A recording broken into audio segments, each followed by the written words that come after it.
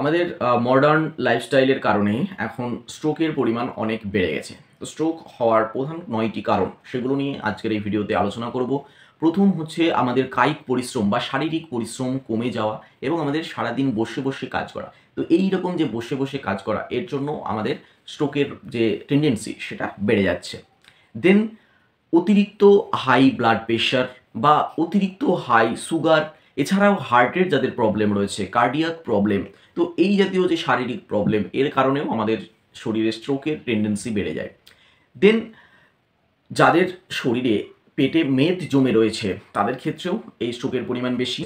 আবার দেখা যাচ্ছে যাদের রক্তে কোলেস্টেরলের মাত্রা অনেক বেশি, তাদের ক্ষেত্রে স্ট্রোকের চান্স অনেক বেশি। আবার অনেকে দেখা যাচ্ছে এই যে ফাস্ট ফুড বা তেলে ভাজা জাতীয় খাবার অনেক বেশি বেশি মাত্রা গ্রহণ করছে, অয়েলি ফুড বেশি বেশি মাত্রা গ্রহণ করছে, তো তাদের ক্ষেত্রেও এই স্ট্রোকের সম্ভাবনা বেশি। এবং লাস্ট সেটা হচ্ছে স্ট্রেস ও ডিপ্রেশন, মানসিক শান্তির অভাব বা মানসিক সমস্যায় যারা ভুগছেন, তো তাদের ক্ষেত্রে এই স্ট্রোকের সম্ভাবনা অনেক বেশি।